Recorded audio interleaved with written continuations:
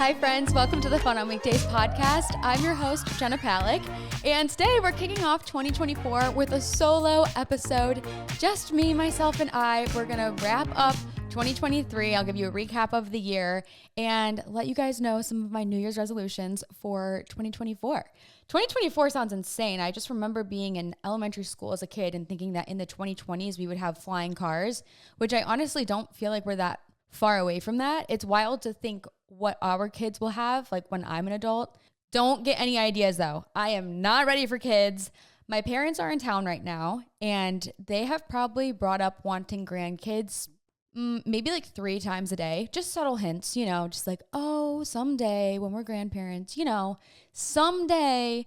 I'm like, okay, stop looking at me. Look at my other 2 sisters. They're older than me. They can have kids first. So my family is in town. We are celebrating New Year's here in Austin. I went home for Christmas and celebrated Christmas in Ohio with them.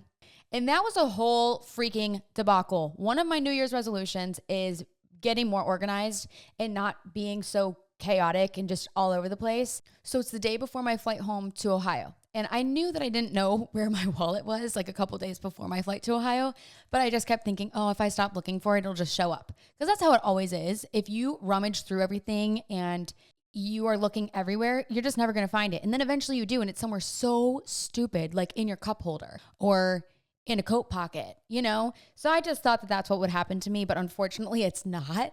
And so the day of my flight comes about. I'm supposed to go home to Ohio, and I don't have my credit cards. I don't have any money. All of the cash that I had was in this wallet. I don't have my passport. I don't have my driver's license. None of it. It's all in the wallet. So, oh, sorry, my voice is getting raspy. I don't really want to clear my throat because I love I love when my voice gets raspy. Why is that so everybody loves their voice raspy. There's something about it. I go to the airport and I'm just testing my luck. I'm like, the entire way there, I'm saying, I'm a lucky girl. Good things happen to me. Things always go my way. I'm so lucky. I'm so grateful. And I have good karma. So things are going to be a breeze. I'm going to have no issues or anything. I have clear at the airport. So it's basically like, your identity is already verified. You don't need to use your ID. Usually you just go up there, they scan your eyes. A horrible, horrible picture of me that was taken at like 4 a.m. one day always pops up. I'm like, I don't know who that is. Every time the person who's at the machine kind of like looks at me. Obviously I can't be lying, but yeah, I looked like shit that day. I really, really, really want to upload a new clear photo, but I get selected for the random ID check. Like, I don't even know how many of these they send out a day, but it can't be very many because usually they're trying to get people in and out of here quickly, but they have one ID selection a day, maybe more. I'm not really sure. I'm being a little bit dramatic, but I'm like, oh my gosh, I give them this whole spiel about how I don't have my ID. I lost my entire wallet. They're like, what about a passport? I'm like, no, I left my passport in the wallet. Apparently that's not a normal thing for people to do. I thought it was. So I pull out this manila folder out of my book bag because I'm like, okay, well, I'm just going to come prepared just in case. I bring my social security card, my birth certificate. I bring an old W-2, some mail that has my address and my name on it. I was prepared because I know you need 2 other sources of identification if you don't have your ID. I go up to TSA. They're like, oh, I'm sorry. I can't be the one to verify this. We have to call somebody in for it. They walkie-talkie someone over. I did not get there early enough in order for them to do that. Okay, so it is partly my fault. Well, no, it is. It is entirely my fault. I didn't want to admit that for a while, but it really is my fault. So I didn't have enough time for them to check my ID and everything. I'm standing off to the side. I'm checking my phone. I'm getting the notifications from the American app saying your flight is boarding. It's now your time to board. And then its doors are closing. And then all of a sudden the gate is closed. And I'm still sitting here on the other side of TSA, not in the gate area. Thank God I wasn't on the gate area though, because I would have had to run to my gate. And that's almost like the most embarrassing thing you can do is just run in the airport. I hate that. I hate it. I've done it way too many times. And I was wearing my Uggs. I'm wearing them right now. I'm showing you. I have the platform Taz, whatever these are. They're like on the black market right now. These are going for like 2 or 3 times the price of them. I like them, but I will say they're really chunky. So to be running in them, you get horrible shin splints. So I just took the loss. I went home that day. I'm like, fuck, what can I do? I tried to go to two DMVs or whatever they call it here in Texas. They don't call it a DMV, but like DPS or something. It doesn't matter. You cannot get a same day appointment at all. You can't even book an appointment online. I don't know how people in Texas are getting driver's license and replacements. Like, I just don't know. And you can order a replacement online. The issue is that I don't know my driver's license number, because when I took a picture of my Texas driver's license, I'm like, ooh, Texas resident. I was so excited. I look really cute in the picture. It's the only driver's license photo that I actually like. Sure enough, I have my thumb over the ID number. So I don't know. And in order to get a replacement online, you have to enter that number. So I don't know. Basically, I go home that night. I fall asleep at 7 p.m. I wake up in the morning at 3 a.m. I get there super early. My flight was at 6. And I go through, guess what? No issues. I go straight through clear and I'm there so early, which is never, ever like me. I'm always late to everything. It's a horrible habit and it's something that I want to change in the new year. But a long story short, I made it to Cleveland. Everyone at this point in my family knows that I don't have a wallet. My mom has already texted my aunt, my grandma, my sister. My whole family is texting me. They're all stressing me out. I am kind of like, I'm not really like them in that aspect. I'm just kind of, well, whatever happens, happens. I just kind of go with the flow. And I felt bad because I know that they were really stressed and they were really worried for me. Meanwhile, I'm sitting here like, it'll show up at some point. I always find a way. I always do. So I went home for Christmas in Cleveland, which was really nice. Was there for a few days. And now my family is back here in Austin. Me and my parents flew here on the 26th. And then Aaron and Zach get here tonight, actually. So party's arriving. And then Sydney and Alex, my other sister, she's my oldest sister. I'm going to have her on the podcast while she's in town. She's an occupational therapist. And I mean, she's lived like a million lives too. She's so interesting. And you guys, you'll love her. But everyone will be here tomorrow. So I have a lot of stuff planned for the next few days. It's a lot of entertaining. It's a lot of stress. My family has not been to my house before. So I was running around just trying to make everything perfect, cleaning every single crack and crevice, cleaning the windows, because my mom growing up, she used to clean houses. She was a stay-at-home mom. She cleaned houses just to make some extra money while she was taking care of us girls. So her standard of clean is so different than, I mean, I wouldn't say most people, but like she is very, very particular about how she likes to clean things. And so growing up, we would have these cleaning days, I don't know, like once a month, where we'd all split up the chores. And oh my God, it always sucked if I got assigned to the toilet or the bathroom. I hated doing that. I hated it so much. I would always skimp out on actually cleaning. And then she would come in, she would review our work, and she would tell us if we needed to redo it or not. And so now, knowing that my mom was coming to my house for the first time, I'm just looking around every single corner. And it's almost like the more that I was cleaning, the more that I needed to clean. I don't know how to describe that. It's like I just kept noticing all these things. I'm like, oh, my mom's going to point that out. She's going to notice that. She's going to notice that there's a little crumb between the grout in this bathroom. So I tried my absolute best to make this place pristine. But I'm really excited to have them here. My mom loves the house.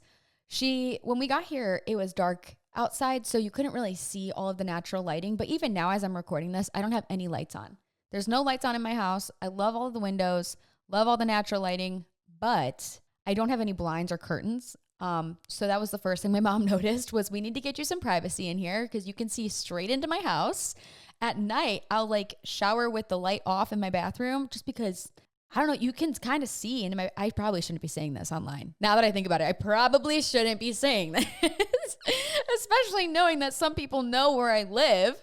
Speaking of, you guys, I mean this in the nicest way possible, but I received so much mail for the holidays and that kind of freaks me out. I love you guys so much. I love your holiday photos. It's so sweet. I love to see your families. I love the little notes you send me. I love when you send me wedding invites. Like, that's insane that there are people out there who are inviting me to their wedding and we've never met before, but maybe you listen to this podcast. So I totally get it. I feel like I am best friends with Hannah Berner and Paige DeSorbo. I listen to Giggly Squad like religiously. That is the one podcast that I listen to nonstop, that if I was getting married tomorrow, I would 100% invite them to my wedding. So I am flattered, but I'm also like, that's kind of scary that people are sending me mail. So maybe I don't know, maybe don't do that. maybe don't send me mail. Maybe just send me an email, send me a message. There's something about physical items showing up to my house, especially being a young girl. Like, I'm just a girl in a house worried for my safety. So I would prefer no mail, but I really do think it's so sweet. Happy 2024, you guys. This episode is all about the New Year's, talking about our resolutions and goals for the upcoming year. So whether your resolution is to save money, eat better, maybe be less stressed, HelloFresh is here to help you do all three. Say hello to your most delicious year yet with fresh ingredients and chef-crafted recipes at a price you'll like, delivered right to your door. You guys, HelloFresh literally saved me when I first moved to Austin and I was living alone for my very first time because I hate cooking. I'm not good at it. I make the same 3 dishes. I never know how much food to buy because when you live alone, I felt like I was always wasting so much produce or things would go bad before I could eat it. My sister Erin had been using HelloFresh for about a year prior to me moving to Austin, maybe even longer than that. She told me I should use it. She sent me a little coupon to get a free box first. I tried it and I loved it and I still use it now. My boyfriend is gluten and dairy free, so sometimes we don't get to eat the same meals, but I still want to have my mac and cheese. I still want to have my Parmesan crusted chicken or my bibimbap bowls, but I don't want to go to the store, get all of the ingredients, and then only use a small portion of it. So HelloFresh is great because you can select your serving size, how many meals you want a week, and they'll send you the exact amount that you need right to your door. You don't have to leave and go to the grocery store, wandering the aisles trying to find the right soy sauce. So HelloFresh helps you save time with quick, convenient recipes that are delicious. You choose your meal and then you select the delivery date, and then HelloFresh handles the meal planning and shopping. So all you have to do is open your weekly box of pre-portioned ingredients and step-by-step recipes to get cooking. I have genuinely never had a bad meal with HelloFresh. Go to hellofresh.com/weekdaysfree and use code weekdaysfree for free breakfast for life. Oh my God, you guys, for life. 1 breakfast item per box while subscription is active. That's free breakfast for life at hellofresh.com/weekdaysfree with code weekdaysfree. They say breakfast is the most important meal of the day, and HelloFresh agrees. I personally am not a morning person. When I wake up, sometimes I don't have the motivation to think about what I want to cook. And I'm not going to lie, there's been a lot of days where I'll just skip breakfast entirely, but I am not doing that this year in 2024. I'm taking care of myself, nourishing my body, and HelloFresh wants to help you do the exact same. So go to hellofresh.com/weekdaysfree, use code weekdaysfree for free breakfast for life. You guys, we're eating good in 2024.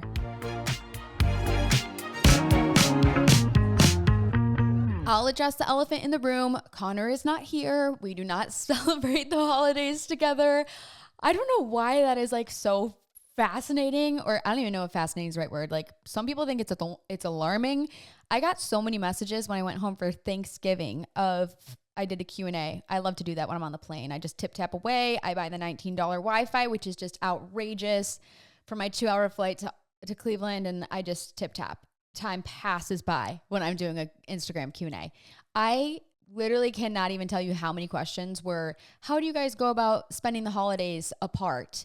So my answer to this, and don't let anybody make you feel bad about however you celebrate the holidays with your partner, okay? Because your relationship is totally different than everybody else's. It's different than your sisters. It's different than your best friends, than your parents.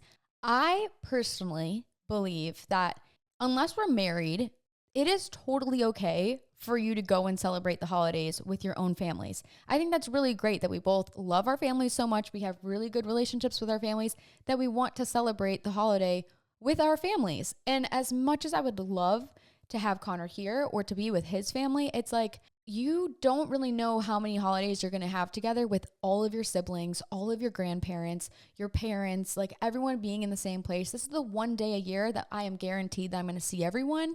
And so I really want to celebrate that and spend time with my family. And I don't think there's anything wrong with that.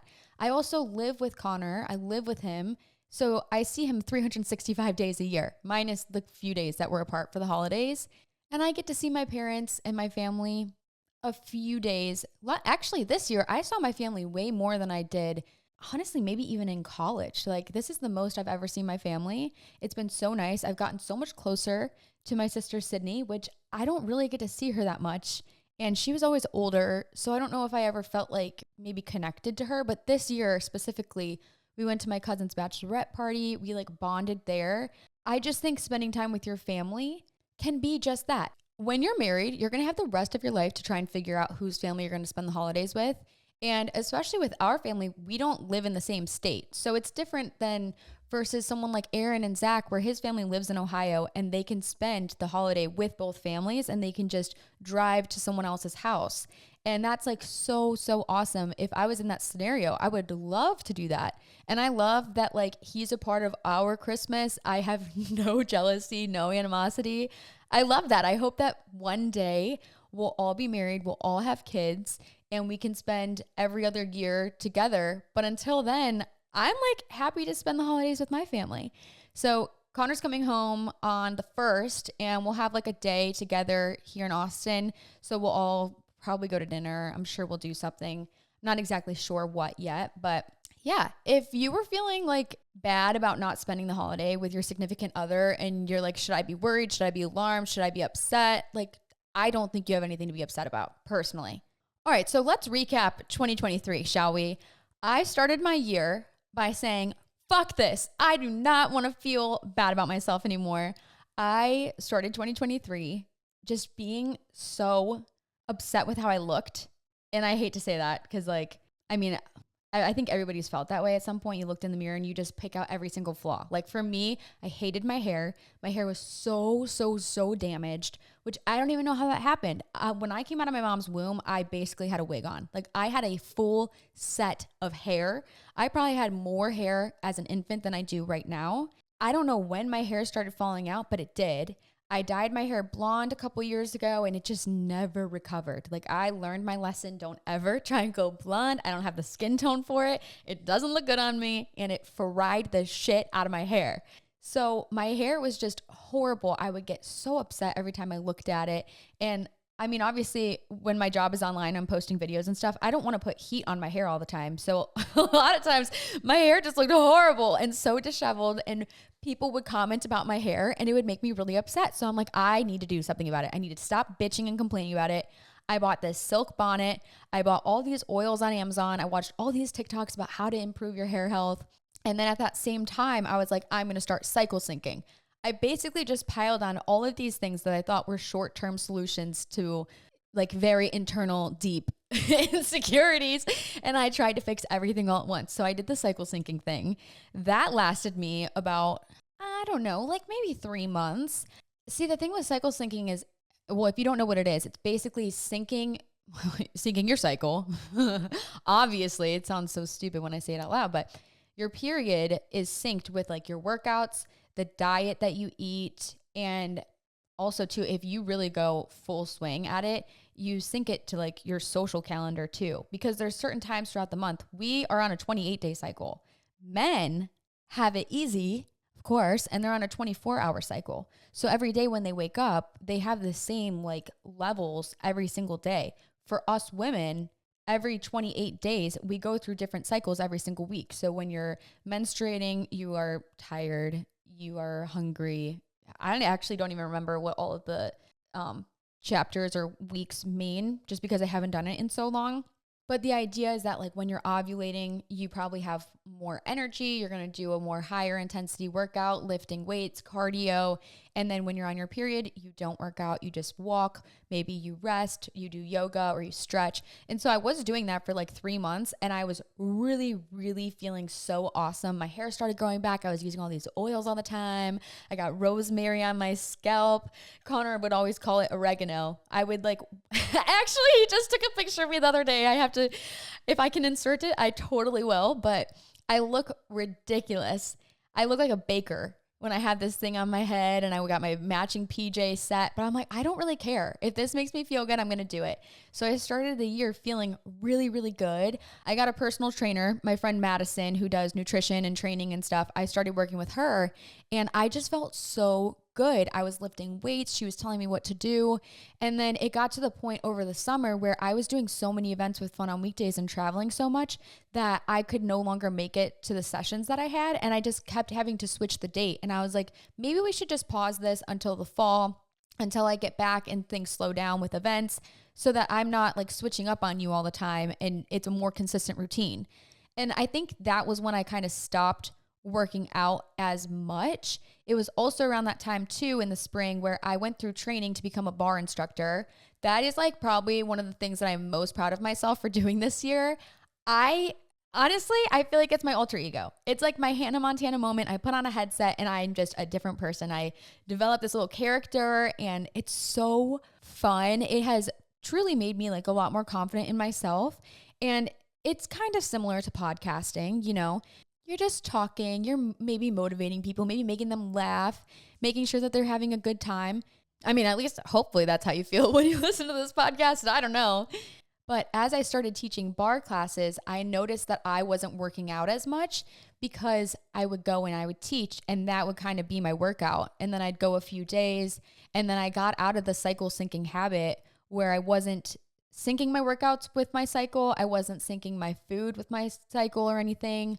I started cooking a lot more with Connor and like he eats a lot of meat, a lot of red meat, a lot of steak. And I don't know if that's necessarily good for women to eat all the time. Isn't that so annoying? Like we have so many restrictions.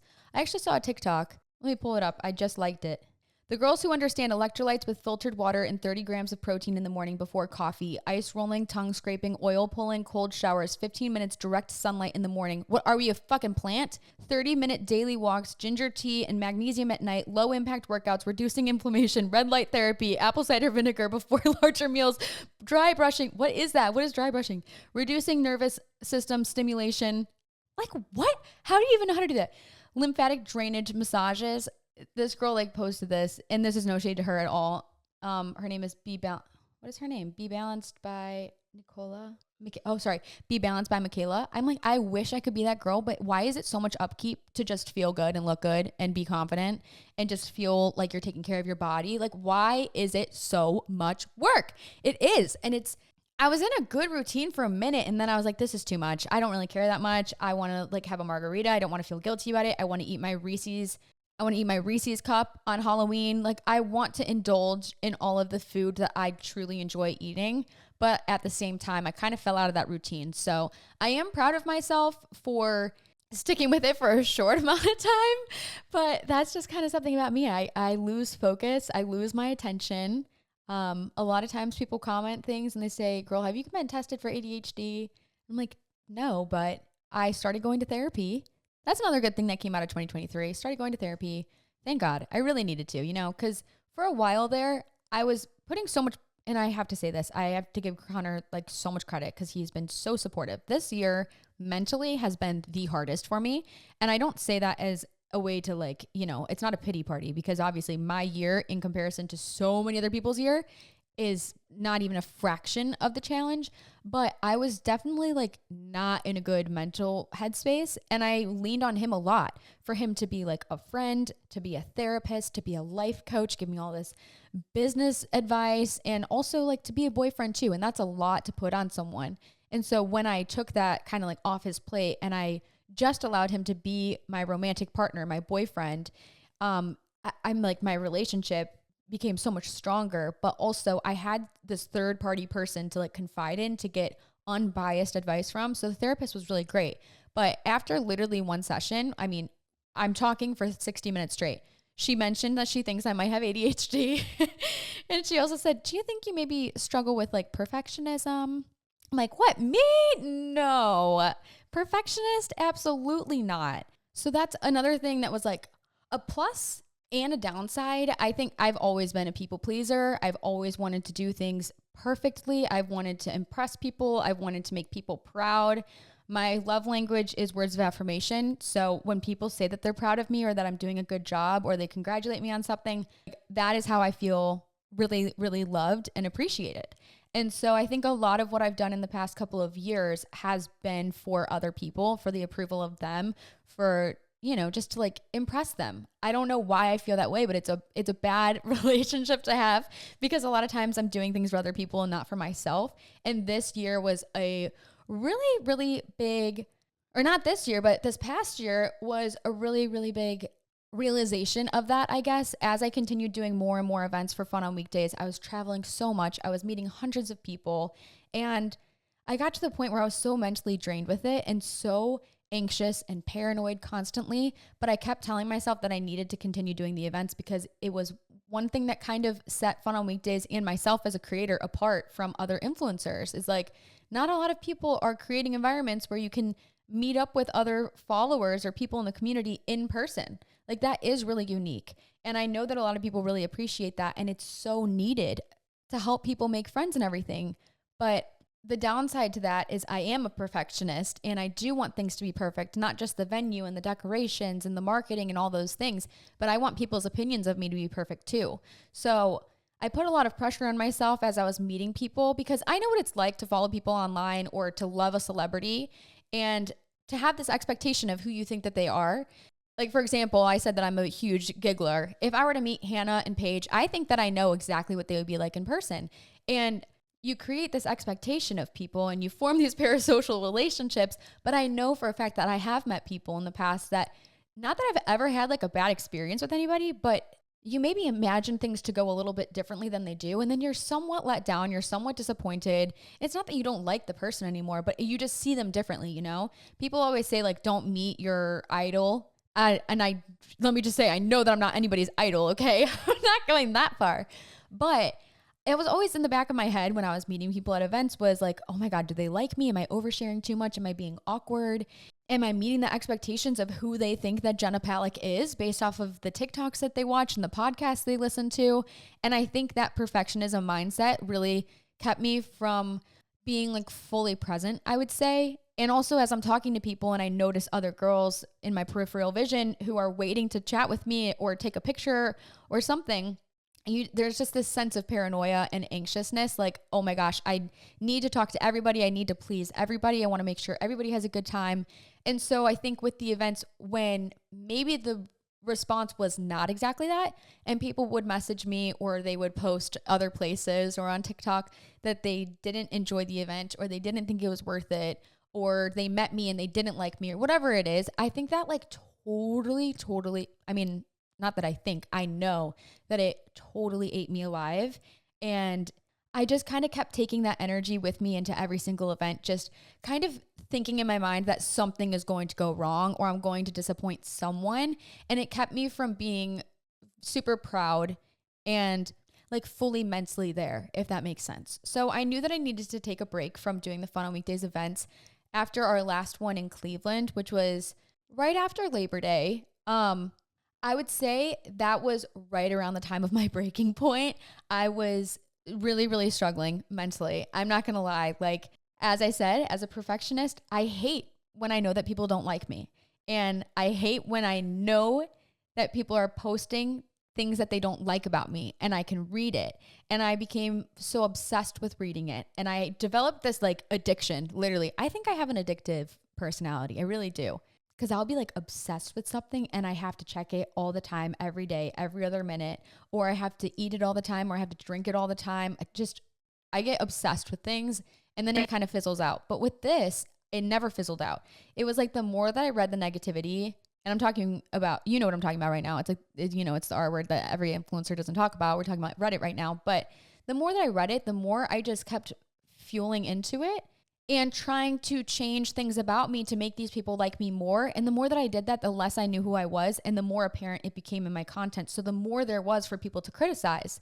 And that was definitely one of my biggest struggles of 2023, was just realizing that if I want to do this, if I want to make a career out of social media, and if influencing is my full-time job, then like that noise is never going to lessen. There's always going to be people who don't like me. It doesn't matter what I change about myself. They're already dead set on not liking me. So the most important thing is for me to like myself. And if you listen to my last solo episode, it was in July. I had just seen the Barbie movie. So I was in my feels, just as every other woman in the world.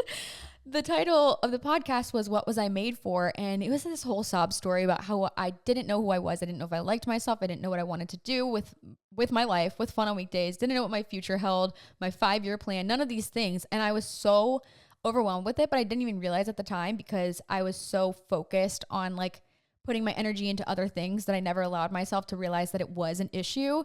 And so that was the point when I made that episode, that I was so obsessed with what people were saying with me online, and their words mattered so much more than anybody else in my life's words. And that's like a sad thing for me to admit, but I kind of look back at it now and I can laugh because I'm so grateful that I did take a little bit of a break from events for the past few months. Maybe sharing this with you will give you some context as to why. But you know, it's not fun to read people saying online, spewing all this hate about you, who say that they come to an event or they message you after an event. And then I look at their profile. I'm like, wait, what? Why did she have such a bad time? Why is she saying this to me? Why is she being so mean? And it's somebody that I talk to, and I felt like we had a really good conversation. And then it made me question my ability to see someone's genuinity, I guess. Cause I would talk to people at events and I would think that they're so kind and they're so nice. They're saying that they're so happy to be here, that you know, they love the event, but then it's the same person that after the event, they go home and they send me a mean message, or they comment something on TikTok, or they go on this forum and post something about me. And that made me really, really paranoid. So it was in September that I decided, okay, I need to make a change. I need to stop doing this because my mental health for the very first time came first.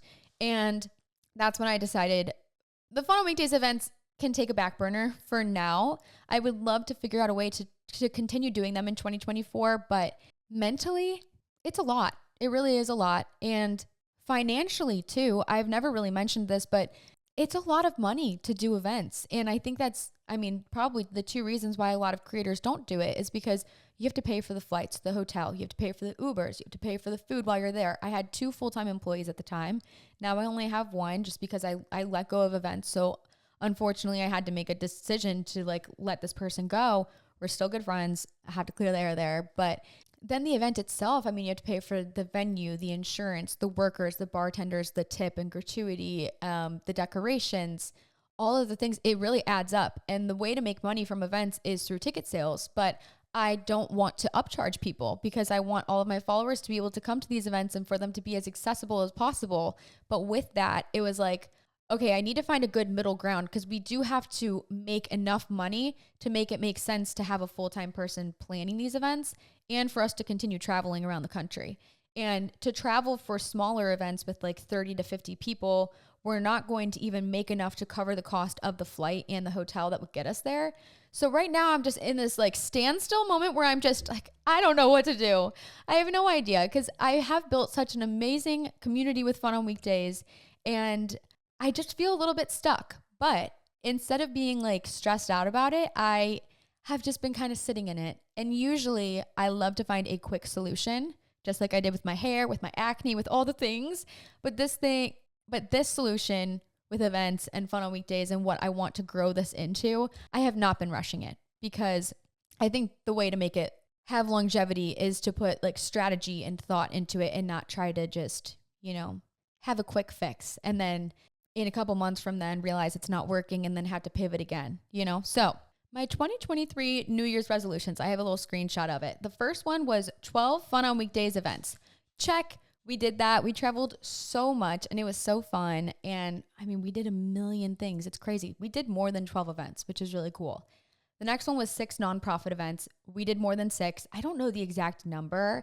I actually am like working to put together a total of how much money Fun on Weekdays was able to donate in 2023, which will be really, really cool. I did quite a few giveaways. We just finished up 25 Days of Fun, which was the first time we've ever done a huge campaign like that.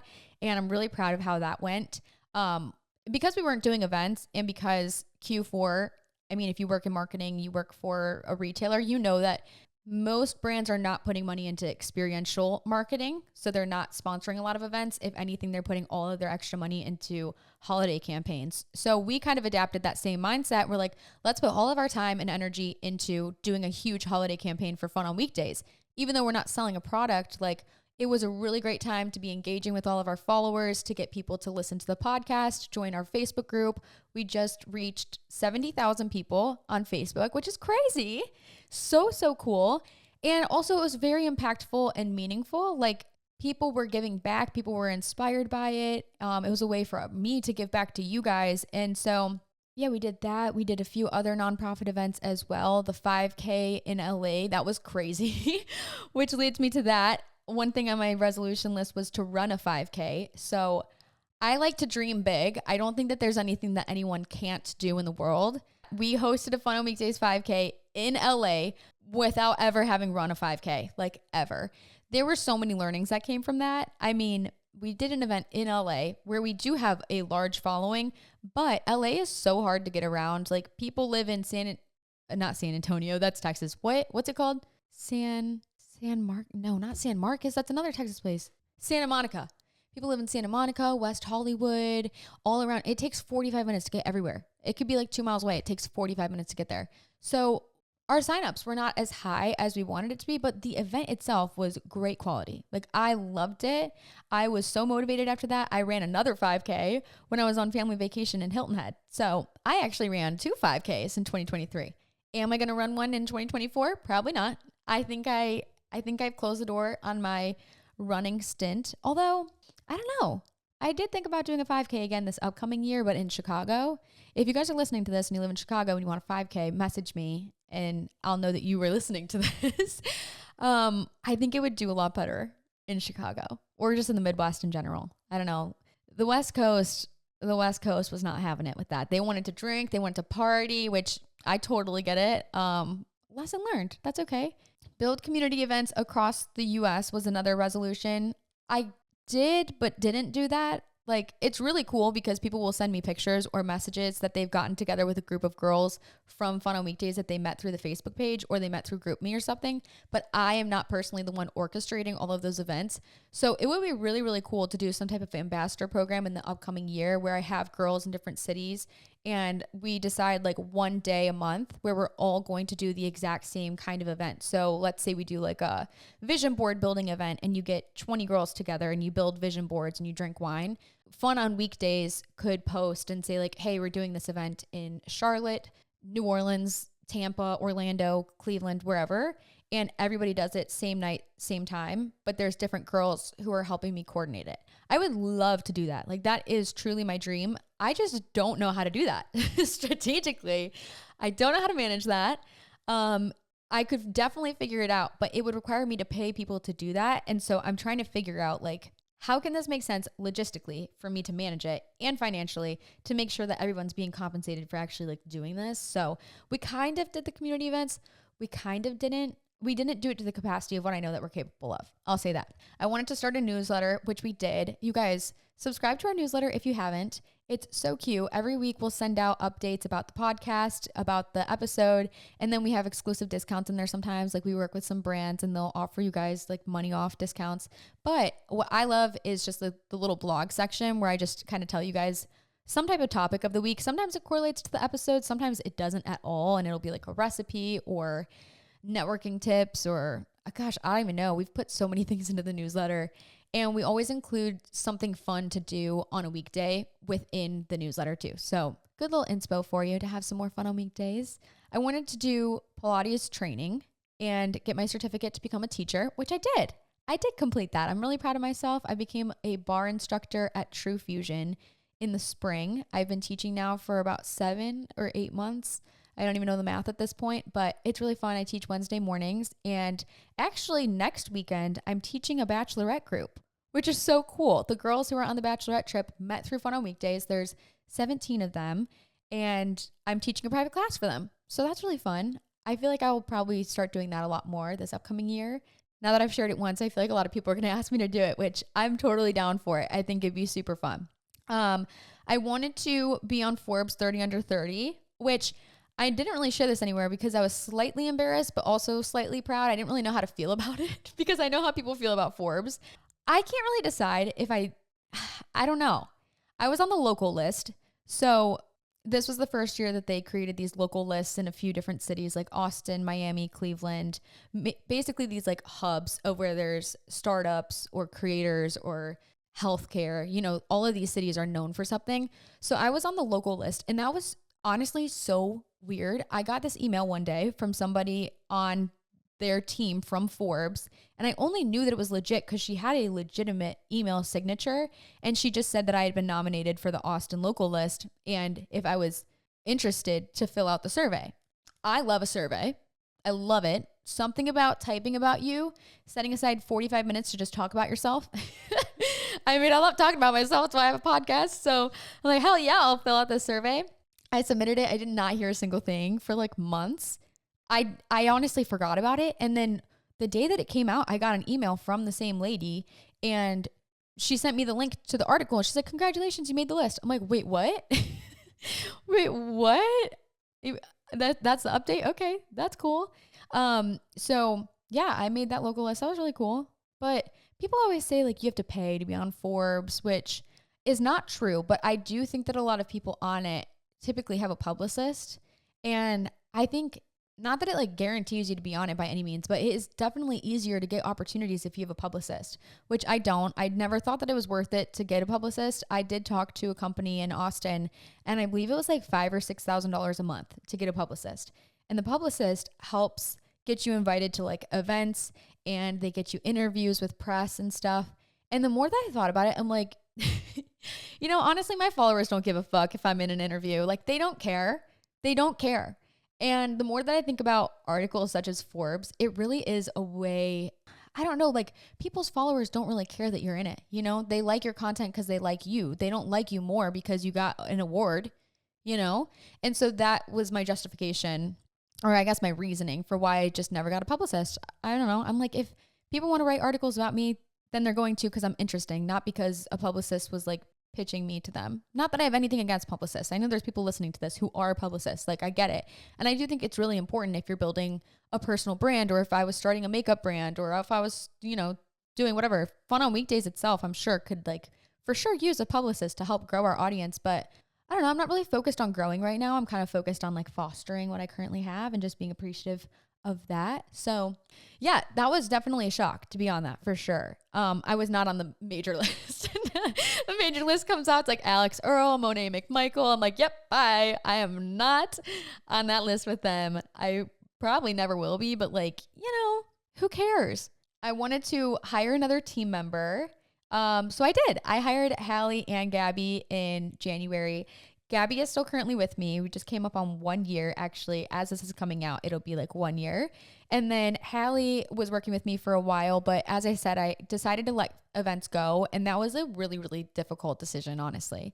That was around the same time that I was just so like, I was just so not there mentally that I decided if this is going to like take this, you know, negative cloud over my head away, not her at all, but just the events, then like I needed to do that. And so, yeah, that was really difficult, really, really difficult.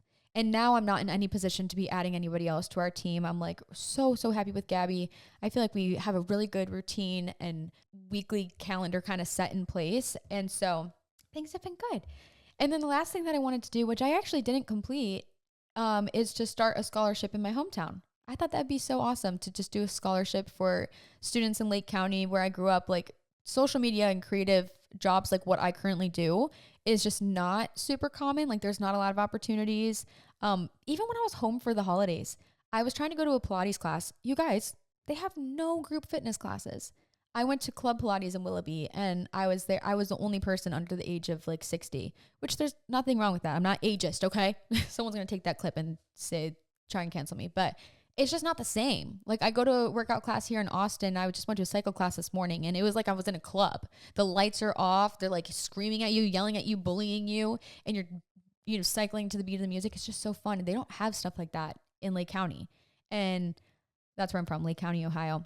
So I think it'd be really cool to start something in my hometown, whether it's scholarship for students going to school who want to pursue some type of social media or some type of business. I think that'd be really awesome. So I'm going to carry that goal over to 2024. But that kind of leads me to my goals for this upcoming year, which I didn't write them down anywhere. I just kind of have them in my head. It's nothing crazy, but I would really, really love to start a beauty brand. This past year, I did my collaboration with Dibs. I did my Glow Tour Weekdays shade. It was the bronzer and blush duo. That sold out in like less than a week, just slightly under a week, which was so incredible. I'm so happy people were so excited with it. I don't have any plans for it to come back in the new year. That's not that's not up to me. That is their brand, their production, their manufacturers, all that. So there's no plans as of now, but if there are any plans to restock it, I will definitely let you know. You guys will for sure know when you can get it. But I have always loved makeup. I've had other things where I've tried to do it. Like I tried to do merch this past year and I was working with a manufacturer. They ended up not working out. I was just not happy with the quality. I was not happy with the turnaround. And I don't know, like as much as I love clothes, I don't really want to start a clothing line just because I am not the most fashionable person. As I'm sure you guys know at this point, I don't have the best style. So for me to have a vision and to constantly be inspired by like, ooh, I really want to create this top or design these pants, I don't always have that in my mind. But what I do have constant ideas for is makeup, because that is one thing that I've always loved. And so I don't know, I would love to do something with makeup. I don't know if I'll ever actually start a brand, but I would love to do more opportunities like what I did with Dibs this past year and have a hand in creating products, because I think that is really, really awesome. I mean, I learned so much. It's a great creative outlet. It's one of my passions. So something with that this year, I don't know what. You guys will have to stay tuned for whatever it is. Another goal, which this is so vague, but I want to be more present. I realized this past year, when I did take a break from social media and events, that I spent so much of my time on my phone. Like I refused to look at my screen time because I'm embarrassed. My screen time some days would be like 14 hours. I'm like, there's 12 hours in the day. Tell me how my screen time is 14 hours. And then I would justify it because I'm like, oh, this is my job, it's 24/7. It's like, it shouldn't be like that though. It totally should not be like that. So now my screen time is down. Let me check it. It's been down because I've been with my family. And that's another thing too. Like when I'm with my family, when I'm with my friends, when I'm with Connor, I don't really film a lot of things. I'm not usually on my phone. I have been so much better about like being mentally there too. Like I said, that perfectionism mindset and just being so absorbed with like anxiety and paranoia. I've kind of let that go. So I've gotten a lot closer to my girlfriends here in Austin. Like I have such a solid group of girls that I really feel like are my best friends, that I'll be best friends with them for the rest of my life. And I think I struggled to find that for sure. In the past couple of years I lived in Austin because I had all these acquaintances. And I'd always say that there's a difference between weekday friends and weekend friends, because weekend friends are more of like the convenient person or somebody that you hang out with in a group. You might not have as deep of a friendship with them, but your weekday friends are the people that you set aside time to hang out with after work, amidst all of the chaos, amidst all the other plans that you have. Like you spend time with them during the week. That to me tells me that they're maybe a little bit more intentional, and not that there's anything wrong with having weekend friends. There's not at all. I love weekend friends, but I struggled to find that like solid group of people, I never had a group of best friends in Austin. It was always just a bunch of one-off people. And that gets difficult because in order to hang out with all of those people, it means that you can't see someone else for like a few weeks because you're trying to hang out with your other friends. But now I feel like I've finally developed this close group of girlfriends. There's like 5 of us. We hang out all the time. We come to my house. We go to Amelia's house. And my life just feels a bit more permanent here. Like, especially living in an apartment or renting a house. I always knew I was going to stay in Austin, but it hasn't felt real until I bought a house this year, which is another thing that I'm like so proud of myself for this past year, was buying a house. So my goal for this year too is to just live in the moment, be more present, be happy and grateful with what I have, because there's really no more goals for me to achieve now. Like I've always been so focused on what's next and never really appreciating what I have. And maybe that goes back to like maybe having ADHD and just being obsessed with things. And then once I achieve it, then I'm like, okay, what's next? What's now? What's next? But I want to create more of a routine, more of a schedule, because I definitely don't have that. Connor, he wakes up every day, same time, snoozes his alarm like 3 times. Then he gets up, he goes, he works out, saunas and cold plunges, comes home, showers, goes to work, comes home, we make dinner, we hang out, we go to bed. He has like a very solid routine, not me. I wake up a different time every single day. I do whatever the hell I want to do in the morning. And then Gabby will come over around like 10 o'clock. We'll work for the afternoon, but we're always doing something different. And so I kind of lack routine and consistency. And I think that's really important for me because when I don't have that, I think that's why my life feels so chaotic and like unorganized. So I would love to be more organized this year. I would love to be punctual. I really want to let go of being late to everything and leave that in 2023 because I do think that it is rude. Like when I am actually punctual and then, which is not, it's not usually often, but now it is. And other people are late. It does make me irritated. So I totally get it now. I'm like, oh, that's how I make people feel when I'm late because I can't decide which pants I want to wear. So I'm letting go of that. I want to be early to everything this year. I also really, really, really want to find my personal style. Like looking back at photos and stuff of this past year, I think that I'm getting there. I'm closer. I want to spend less money on clothes. I want to invest in quality pieces. Oh shit, my camera cut out. I don't know where I stopped, but I assume it was probably around maybe talking about finances. Like I want to have just a classic look. You know how like London Olivia, if I see a dress from like Hill House where it's got puffy sleeves and the little floral print on it, or I see the golden gooses, I look at that. I'm like Olivia and London and Olivia. Like that is them. That is their style. That is their look. There's not a single thing that I look at that I'm like, oh, that's so me. That's so Jenna. And sometimes you guys will send me DMs of like outfits that you see that you think of me when you see them because it's pink and orange or it's like cowboy boots and stuff. And sometimes I'm like, oh shit, like you think of me when you see that. Not that, no, I'm like so flattered, but sometimes some of the things are like really not my style at all. And I'm like, oh gosh, I guess I'm very inconsistent because if you think that that's what I would wear, like, I guess I don't know what I would wear because that's so not me in my head.